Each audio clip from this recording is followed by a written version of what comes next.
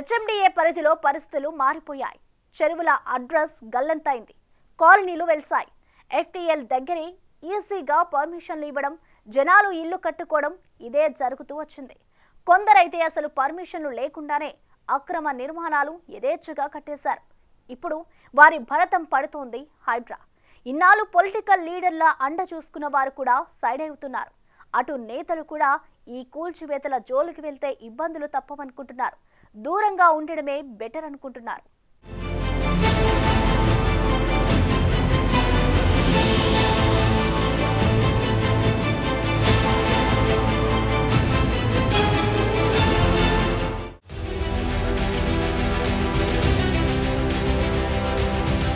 హైదరాబాద్ సిటీలోని 56 చెరువులకు సంబంధించి నేషనల్ రిమోట్ సెన్సింగ్ సెంటర్ 1979 నుంచి 2023 మధ్య స్టడీ చేయగా 60% చెరువుల భూములు కబ్జాలకు గురైనట్లు తేల్చింది. గ్రేటర్ హైదరాబాద్ శివార్లలోని ప్రధాన చెరువులు 56 ఉండగా 44 ఏళ్ల కిందట ఈ చెరువుల విస్తీర్ణం 10,416 ఎకరాలుగా ఉండేదని గుర్తించింది. కానీ ఇప్పుడు వాటి విస్తీర్ణం 3,974 ఎకరాలున్నట్లు తేల్చారు. సో 60% చెరువులు కుచించుకుపోయాయి. కాలనీలు వెలిశాయి. పాత తరం వాళ్లు అటుగా వెళితే ఒకప్పుడు ఇక్కడ చెరువుండేదని చెప్పుకునే పరిస్థితి వచ్చింది. ఇదే విషయంపై హైడ్రాకు ఎన్ఆర్ఎస్సి పవర్ పాయింట్ ప్రెజెంటేషన్ కూడా ఇచ్చింది. చెరువులను కాపాడుకోవాలి, పర్యావరణాన్ని రక్షించుకోవాలి అన్న ఉద్దేశాలు లేకపోవడంతో చెరువులన్నీ నిర్లక్ష్యానికి గురవుతూ వచ్చాయి. నిజానికి కొందరు రాజకీయ నేతలు, వారి అనుచరులు, బినామీల ముసుగులు చెరువు భూముల్ని కబ్జాలు చేయటం, వెంచర్లు వేయటం, ఇండ్లు కట్టి అమ్మేయటం వంటివి జరిగాయన్న ఆరోపణలున్నాయి. సో పర్మిషన్లు కూడా కళ్లు మూసుకుని ఆఫీసర్స్ ఇచ్చేయటంతో పరిస్థితి ఇంత దాకా వచ్చింది. జనం కూడా పర్మిషన్ ఇచ్చారు కదా అని కొనుక్కున్నారు. వరదలు వచ్చినప్పుడు మాత్రం కాలనీలకు కాలనీలే జలదిగ్బంధంలో చిక్కుకుంటున్న పరిస్థితి. కొన్ని సందర్భాల్లో జీహెచ్ఎంసీ, హెచ్ఎండిఏ అధికారులు అక్రమ నిర్మాణాలను గుర్తించి హడావిడి చేయటం పరిపాటిగా మారిపోయింది. ఇంకోవైపు తమ ఓటర్లను ఇబ్బంది పెడితే మొదటికే మోసం జరుగుతుందన్న ఉద్దేశంతోనూ చర్యలు లేకుండా అలాగే ఉపేక్షించిన దాఖలాలు ఉన్నాయి. అయితే వీటికి చెక్ పెట్టేలా హైడ్రా పనిచేస్తోంది.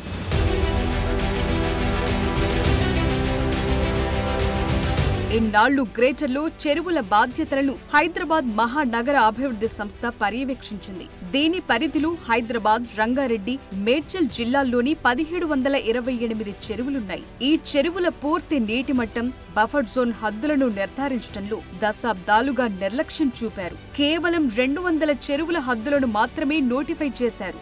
ఈ కారణంగానే కబ్జాల పర్వం యథేచ్ఛగా కొనసాగింది. 472 ఎకరాల విస్తీర్ణంలో ఉండే ఫాక్స్ సాగర్లో ఇప్పటి వరకు 120 ఎకరాలు ఆక్రమణల పాలయ్యాయి. ఈ చెరువు ఎఫ్టీఎల్ పరిధిలోని కెమికల్ గోడౌన్స్, భారీ నిర్మాణాలు వెలిశాయి.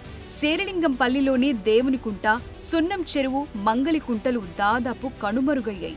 ఒకప్పుడు గోల్కొండ రాజులకు మంచినీరు అందించిన దుర్గం చెరువు చిక్కిపోయింది. కీసర మండలం అహ్మద్గూడలో 101 ఎకరాల్లో ఉండాల్సిన తుమ్మలకుంట పూర్తిగా మాయమైనట్టు తేలింది. ఇలా చెప్పుకుంటూ వెళితే ప్రతి చెరువులోనూ కబ్జా కథే కనిపిస్తుంది. ప్రతి చెరువు ఆవేదన కనిపిస్తుంది.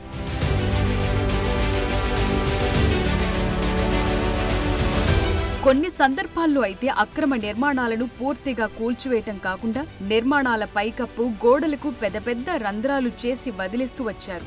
నేతలు, రియల్టర్లు తమ పలుకుబడి ఉపయోగించి తరువాతి చర్యలు లేకుండా చూసుకున్నారు. భవనాలకు పెట్టిన రంధ్రాలను పూడ్చేసి తమ దందా కంటిన్యూ చేస్తున్నారన్న ఆరోపణలు కూడా ఉన్నాయి. సో ఇప్పుడు పరిస్థితి మారింది. ముందులా ఏది పడితే అది, ఎక్కడ పడితే అక్కడ ఇండ్లు, స్థలాలు కొనే పరిస్థితి లేదు. తక్కువ రేటుకొస్తుందనగాని అసలే తొందరపడొద్దంటున్నారు హైడ్రా కమిషనర్ రంగనాథ్. హైదరాబాద్ లోని చెరువుల ఎఫ్టీఎల్, బఫర్ జోన్లలో చేసిన ప్లాట్లు, కట్టిన ఇండ్లను ఎవరూ కొనొద్దని, వాటిని అమ్మొద్దని సూచించారు. అలాంటి అక్రమ నిర్మాణాలను కూల్చేస్తామని, కబ్జాదారులపై క్రిమినల్ కేసులు పెట్టి జైలుకు పంపుతామని వార్నింగ్ కూడా ఇచ్చారు. ఎప్పుడైనా కనుక దానికి చెరువు ఫుల్ ట్యాంక్ లెవెల్ అయిన తర్వాత అలుగు పడుతుంది, అంటే ఇట్ ఓవర్ఫ్లోస్. ఏమవుతుంది, నెక్స్ట్ చెరువుకు పోతుంది. నెక్స్ట్ చెరువుకు పోయేది ఆ నాలా ద్వారా కనెక్ట్ అయింటుంది, ఒక చిన్న వాగు ద్వారా కనెక్ట్ అయింటుంది. ఆ వాగులు కూడా పూర్తి చేసినటువంటి పరిస్థితులు ఉన్నాయన్నమాట. అంటే ఇప్పుడు నాలాస్ కూడా పూర్తి చేసినారు, దాన్ని కూడా మొత్తం లేవు. అంటే ఒక చెరువు ఓవర్ఫ్లో అయితే కనుక అది పోవటానికి దారి కూడా లేదన్నమాట. ఆ పరిస్థితులు చాలా చోట్ల కూడా ఉన్నాయి. సో అందుకోసం ఎన్నింటిని కూడా మన రివైవ్లో ఎన్నింటిలో కూడా ఈ ఫేజెస్లో మనం గ్రాడ్యువల్గా we have to do this. అంటే ఒక చెరువు నుంచి ఇంకో చెరువుకు కూడా వాటర్ వెళ్ళే విధంగా ఇది అద్భుతంగా మన గొలుసుకట్టు చెరువులు అంటారు. ఈ గొలుసుకట్టు చెరువుల్లో అది ఎప్పటి నుంచో మనకి హిస్టారికల్గా వచ్చినటువంటి దీన్ని మొత్తం మన హ్యూమన్ ఇంటర్వెన్షన్ తోటి మొత్తం డిస్టర్బ్ చేసి అతలాకుతలం చేసి మొత్తం కూడా ఇప్పుడు ఈ పరిస్థితులు చిన్న వర్షానికే కూడా హైదరాబాద్లో మనం ట్రాఫిక్ అస్తవ్యస్తం అయిపోతుంది, లేకపోతే లోతట్టు ప్రాంతాలన్నీ సమ్మర్జ్ అవుతున్నాయి అంటే కనుక కారణం ఇది. జనాలందరూ కూడా ఏది ప్రభుత్వాలని వ్యవస్థల్ని తిప్పితే కాదు, మనందరూ కూడా బాధ్యత ఉంటుందన్నమాట. ముందు మనం FTL బఫర్ జోన్లో అసలు కొనకూడదు, ప్రాపర్టీస్ కొనకూడదు.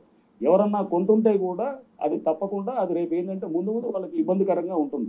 బఫర్ జోన్ FTL పరిధిలో నిర్మాణాలు చేపట్టాలంటేనే వెన్నులో వణుకు పుట్టేలా హైడ్రా పనితీరు ఉంటుందన్నారు. రాజధాని చుట్టుపక్కల తక్కువ ధరకి ప్లాట్లు, ఇండ్లు ఇస్తామంటే కొని మోసపోవద్దని, అన్ని రకాల అనుమతులు ఉన్నాయో లేదో చెక్ చేసుకోవాలంటున్నారు. హైడ్రా ఆధ్వర్యంలో 3 విడతల్లో చర్యలుంటాయని, ఫేజ్ 1లో భాగంగా కొత్తగా ఇకపై ఎలాంటి ఆక్రమణలు జరగకుండా చూస్తామని, కబ్జాదారుల విషయంలో అత్యంత కఠినంగా వ్యవహరిస్తామన్నారు. 2వ దశలో బఫర్ జోన్ FTL పరిధిలో ఇప్పటికే కట్టిన ఇండ్లు, ఇతర నిర్మాణాల అనుమతులు రద్దు చేసి కూల్చేస్తామన్నారు. ఫేజ్ 3లో భాగంగా బెంగళూరు తరహాలో చెరువుల్లో పూడిక తీసి పూర్వ వైభవం తీసుకొస్తామన్నారు. ఆ ఎంక్రోచ్ అయిన ప్లేసెస్లో అంటే లైక్ FTL ఉంటుంది, లేకపోతే బఫర్ జోన్ ఉంటుంది, వీటిలో ఆల్రెడీ ఎంక్రోచ్ అయినటువంటి బిల్డింగ్స్ ఉన్నాయి, స్ట్రక్చర్స్ ఉన్నాయి. దాంట్లో అనాథరైజ్ స్ట్రక్చర్స్ చాలా ఉన్నాయి. అనాథరైజ్ దాని మీద కూడా మేము ఫోకస్ చేస్తాం. కొన్ని ఆథరైజ్ కూడా ఉంటాయి, ఆథరైజ్ స్ట్రక్చర్స్ ఉంటాయి, దాని మీద కూడా మేము చేసే ఆథరైజేషన్ కూడా క్యాన్సిల్ చేసేటట్టు కూడా మేము దాన్ని కూడా చట్టపరంగా చేసేటట్టు.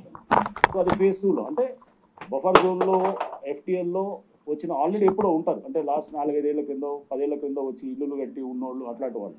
సో దాన్ని కూడా మనం ఫేజ్ 2లో will focus on those things. Phase 3 is you have to revive the lake. ముందు అక్కడ మొత్తం పూర్తి చేస్తున్నారు. పూర్తి చేసినప్పుడు లేక్నంతా కూడా ఆ లేక్ అంతా పూడికలు ఇప్పుడు బెంగళూరులో చేస్తున్నారు, చాలా చోట్ల కూడా చేస్తున్నారు.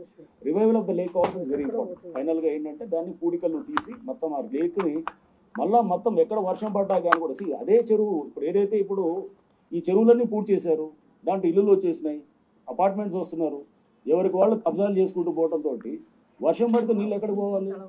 వర్షం పడితే కనుక నీళ్లు మళ్ళీ అక్కడికే వస్తాయి. మీరు చెరువులు పూర్తి చేశారు కానీ ఆ చుట్టుపక్కల ఉన్న క్యాచ్మెంట్లో ఉన్న గ్రేడియంట్ అంటే నీళ్ళు ఎటు పారాలనే దాన్ని మీరేం మేనేజ్ చేయలేరు కదా, అది ఖచ్చితంగా ఇటే వస్తుంది. మళ్ళీ సిటీ పరిధిలో చాలా చెరువులు 60 నుంచి 80% కబ్జాలకు గురయ్యాయి. హుస్సేన్ సాగర్ 21% ఆక్రమణకు గురైంది. సరూర్ నగర్ చెరువు 56% కబ్జాల పాలైంది. తుమ్మలకుంట చెరువు 100% ఆక్రమణకు గురైంది. పెద్ద చెరువు 96%, నల్ల చెరువు 90%.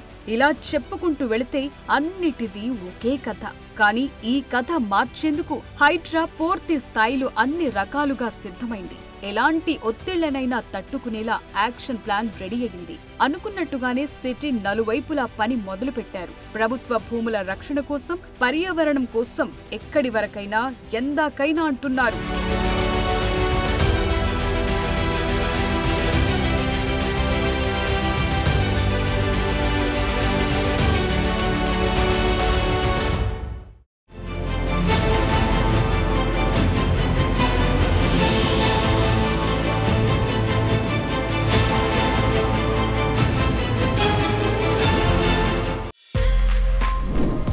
For more videos like this, subscribe Big TV channel.